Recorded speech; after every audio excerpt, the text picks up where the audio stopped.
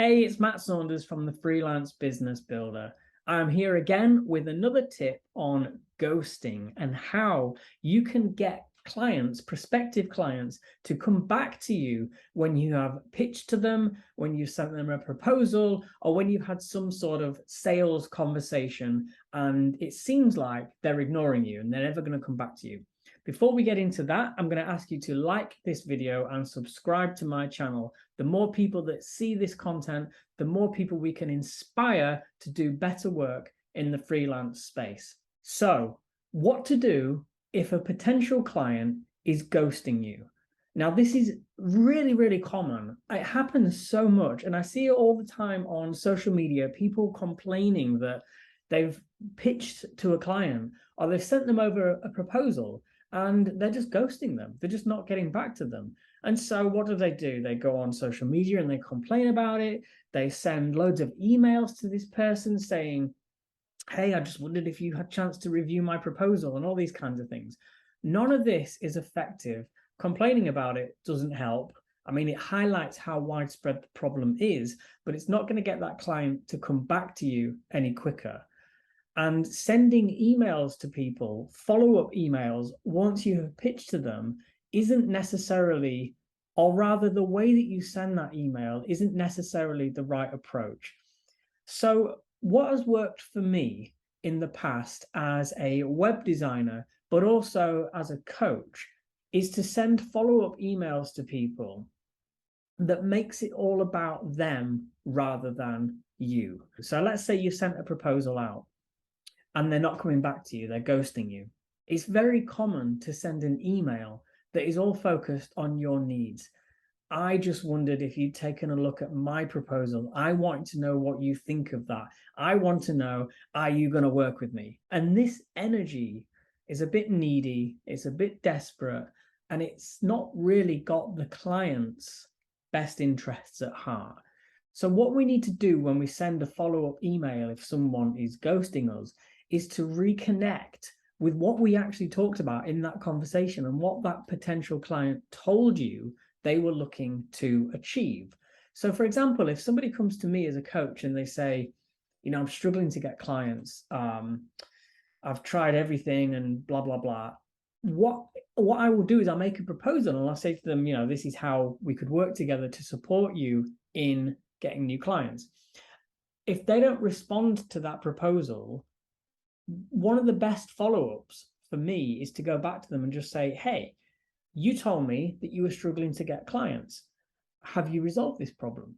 You know, did you find another coach? Are you working on another solution to this problem? Like, if I can focus that follow-up email on them and their needs rather than me and my needs, that is going to be a lot more powerful. And they're going to be able to tell, you know, if it's done well and if it's done with genuine care, they're going to know that actually you're asking for a follow-up for their benefit, not for yours. So let's look at some other examples. Let's say you sell search engine optimization services and somebody comes to you because they're not getting any traffic to their website. You put together a proposal, you send it out, and they ghost you. And of course, the temptation is to follow up. Hey, I hope you read my proposal, blah, blah, blah. Why don't you go back to them with a very, very succinct email that just says, did you find a solution to this problem? Are you getting more traffic to your website?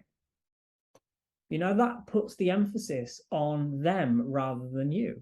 Or let's say you're a web designer and somebody comes to you looking for some support or advice to increase the conversion rate on their website, for example, and you put together a nice proposal and they ghost you.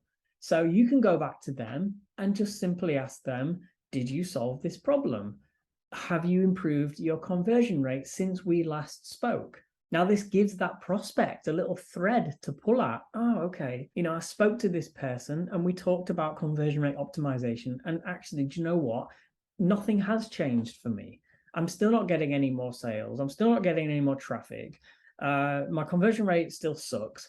Like, if we can focus our follow-up emails on what that client needs, it's going to be far more powerful than if it's coming from a self-centered perspective where the underlying message is simply, Are you going to work with me? Are you going to give me your money? You know, is this proposal going anywhere? You want to know that, of course, but the best way to find that out and to avoid being ghosted is to make it all about that potential client and to ask them questions that are going to resonate with them and their goals. So that's just one tip to deal with ghosting. And I've got plenty more because it's something that I've dealt with throughout my whole career. In fact, there are ways you can not only deal with ghosting when it happens, but you can actually prevent ghosting from happening in the first place. I hardly ever get ghosted anymore. It still does sometimes happen. I think it does come with the territory. It comes with being a freelancer, with being a self-employed person. But there are certainly plenty of things that we can do to minimize the chance of it happening. Have a look at the description in this video to find a link to a download. I've got a PDF. You'll be able to find 5 tips for preventing and dealing with ghosting when it happens. You will also find a discount code for my course, The Freelance Business Builder, where you'll be able to get 20% off. And that course offers an end-to-end resource of 6 hours video content, helping you to design and develop the best freelance business that you can imagine. You'll absolutely love it. So check it out as well. And if you feel inspired to enroll, then enroll on that course. And in the meantime, give me a thumbs up for this video, subscribe to my channel, and I will see you in the next one.